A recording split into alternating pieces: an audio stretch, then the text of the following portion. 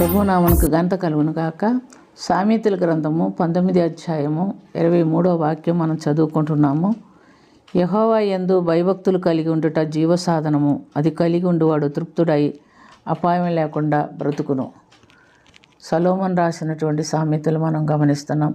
ఈ దినాల్లో ప్రతి ఒక్కడు అపాయం లేకుండా జీవించాలి, అనేక సంవత్సరాలు జీవించాలి, లేదా జాగ్రత్తగా జీవించాలి, తృప్తుడై జీవించాలి అని కోరుకునే వాళ్ళు ఎంతోమంది ఉన్నారు.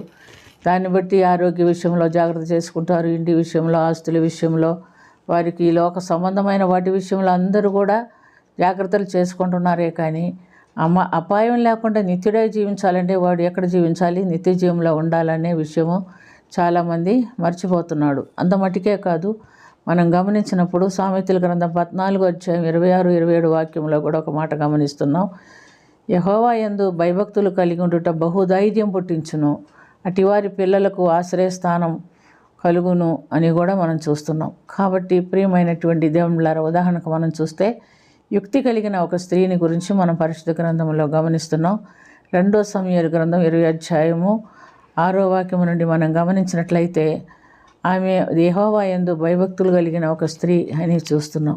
దావీదుకు వ్యతిరేకంగా లేచినటువంటి షెబ అనే ఒక వ్యక్తి వెళ్ళి ఈ యొక్క స్త్రీ ఉన్న ఊరిలో పోయి దాక్కుంటున్నట్టుగా చూస్తున్నాం. ఆబేలు బేత్మయక్క అనే ఊరిలో పట్టణంలో అతను దాక్కుంటున్నట్టు గమనిస్తున్నాం.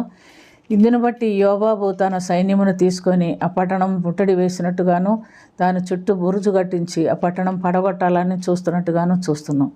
ఈ యుక్తి కలిగిన స్త్రీ లేదా ఈ ధైర్యం కలిగిన స్త్రీ ప్రాకారం ఎక్కి నేను యోబాబుతో మాట్లాడవచ్చునా అని అడిగి మాట్లాడుతున్నట్టుగా మనం చూస్తున్నాం.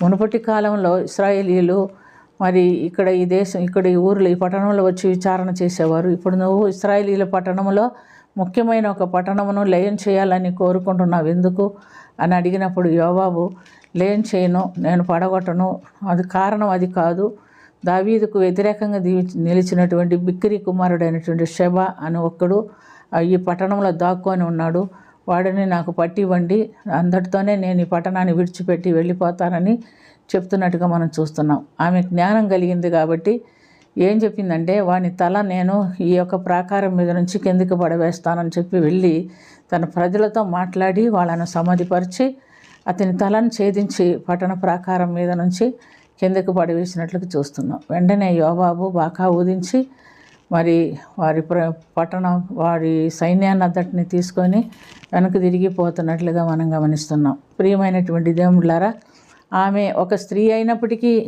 దేవుని యందు భయభక్తులు కలిగిన స్త్రీ, జ్ఞానం కలిగిన స్త్రీ, ధైర్యం కలిగిన స్త్రీ అయి ఉండినందున తన పట్టణాన్ని కాపాడుకోవటానికి దేవుడు సహాయము చేశాడు. ప్రియమైనటువంటి దేవుళ్ళారా, మన స్త్రీ అయినా పురుషుని, ఆత్మకి స్త్రీ పురుష అని భేదం లేదు. ఆత్మ కలిగి దేవుని పరిశుద్ధాత్మ శక్తి చేత నింపబడిన వారు తన కుటుంబాన్ని, తన స్వజనుల్ని, తన పట్టణాన్ని కూడా కాపాడుకోగలిగి ఉన్నారని మనం గ్రహించుకోవాలి ఈ వాక్యాన్ని బట్టి. కాబట్టి మనం కూడా దేవుని ఆత్మచేత నింపబడి కృపచేత నడిపించబడే వారుగా ఉండాలంటే దేవుని యందు మనం భయభక్తులు కలిగి జీవించే వారంగా ఉండాలి. అలా జీవిస్తూ మన వారిని, మన పట్టణాన్ని, మన కుటుంబాలని మనం కాపాడుకునేవారుగా ఉండనట్లుగా దేవుడు మనకు సహాయము చేస్తాడు. ప్రార్థన చేసుకుందాం. ప్రేమ కలిగిన తండ్రి, కృప కలిగిన ప్రభు యేసుగా, యుక్తి కలిగిన స్త్రీ తన పట్టణాన్ని ఎలా కాపాడుకున్నదో మేము కూడా మా కుటుంబాలని, మా ఆత్మీయ జీవితాలని, మా రక్త సంబంధికులను, బంధుమిత్రాదులను, మా స్నేహితులను, ప్రతి ఒక్కరిని నీ రాజ్యం వరకు సంపాదించుకున్నట్టుకు మాకు కావాల్సినటువంటి జ్ఞానము, నీ యందు భయభక్తులు కలిగిన జీవితం మాకును దయచేసి నీ ఆత్మ ద్వారా ఈ యొక్క రక్షణ ప్రణాళికను కొనసాగించుటకు సహాయం చేయమని, దీవించమని యేసుక్రీస్తు పుణ్యనామమున అది మిక్కిలి వినయంతో అడిగి వేడుకొనుచున్నాము తండ్రి. ఆమేన్.